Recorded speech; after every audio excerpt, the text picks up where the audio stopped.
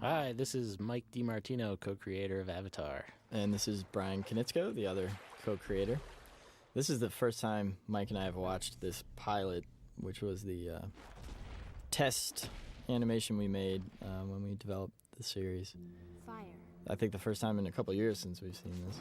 Yeah, so this is kind of the precursor to the main title we have now, where you see the 4 elements. And I actually just remembered that I animated these scenes. Oh yeah, that's right, you did.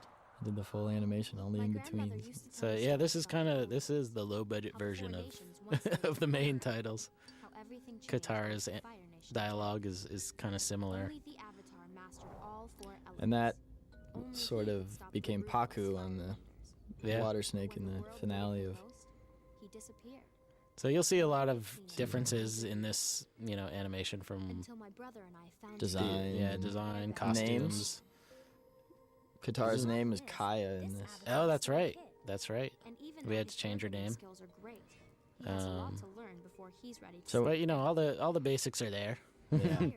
It couldn't be an origin story. The network wanted it to just kind of be a sample of what the series would be like. So it's kind of a more basic.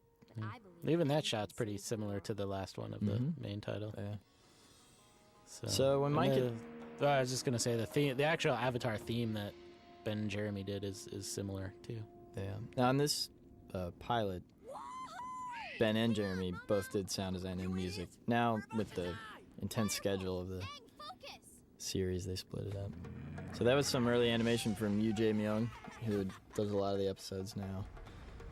It's really funny Sokka stuff. Wow, look at that. Yeah, so obviously the Firebender costumes are a lot different. Yeah. Even the voices are a little different now I hear them.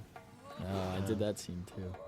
So Mike and I, when we got the approval to do this pilot, we went to Korea and interviewed a lot of different studios, and we ended up going with Tin House and JM Media, which were 2 really small studios that had just done a really cool feature film. And I don't know, they just had a cool attitude and weren't trying to impress us. They just were really talented, and so ended up getting an apartment in Seoul, South Korea, and lived there for... Actually, I was there almost 4 months in 2003 for the production of this pilot, and Mike came over for several weeks and did a lot of layout. So there's a lot to accomplish in this pilot, which was, get a sense of all the characters' personalities. Really short amount of time. Yeah, get a sense of the bending that we wanted to do and the action. So even back then, we were working with Sifu Kisu on the martial arts consultation. I said keep it up. It's a different voice on Aang, yeah. Mitchell Musso. Yeah, we recast Aang later. Last time, waterbending is not playing. Braiding my doll's hair, now that's playing. I was 6. And he's not my boyfriend. Even in there, we see a little Aang Katara shipping in the pilot. Shipping. Listen, here's And Aang's costume was a little different. He had this asymmetrical fold on his wind pants that no one could draw. Oh, that's so right. Yeah. That was the first change I made. And going into the pilot, I knew that a lot of the designs would need to be refined, but it gave us an opportunity to test out some stuff. And, obviously some stuff worked well and some things didn't. Speaking of the designs, I should mention Yoon Young-gi was a good friend of ours, and he was the animation director on this pilot, and amazing animator. And he and I kind of brainstormed on these designs when I first got to Korea. What if he got hurt? The whole world is counting on He had some good advice. Actually, Katara's hair loops. The hair loopies? They used to hang down that's right. just loosely, and Young-gi thought that would be too hard to animate, and thought they'd be moving around too much, so he had the idea to tie them back, which actually ended up being an authentic Inuit hairstyle, and there's some great Young-gi animation there. And despite that we tied them back to make the animation easier, everybody keeps animating wind in all the scenes. Yeah, that's true. So they keep blowing in the way. I think I did this scene too. Yeah, that one came out great. We put a Quick, Kaya. kookaburra on Aang's head.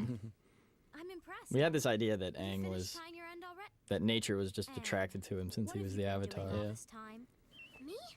He's sort of a I was just Huck watching you. Finn of You the know, Avatar trying to world. learn from your technique. This is your bison. You taught me. Yep, it appears I taught you well.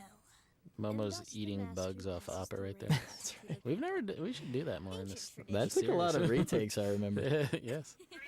What do you hear, Momo? And this is Momo as Lassie. Yes. Hearing. What do you trouble. hear, boy? So that's the. Also, when Aang opens his glider, that's kind of a more detailed thing than we normally show. He's actually using airbending to kind of open it. Oh, there's a cool CG shot there or something. Not so cool. I think we had Forgot the about idea that. early on that there would be more CG. Yeah. Actually, there you'll see coming up. There's the most CG shot that we've never tried to replicate. I think because I had to hand animate all the Oh, fire. right, yeah. That was really If I'm difficult. not backbiting, I love that animation of Katara too dangerous. sliding You're way down too the important. Yeah. You're important too. rock hill. To me. This is a great moment where Momo is not paying attention to what people are saying. That's right. Because he Bigger just than doesn't me and Sokka understand. and Momo. Being an animal. You're the Avatar. Start acting like it. Kaya, remember, it's all in the legs. So he's giving her some Thanks. kung fu basics.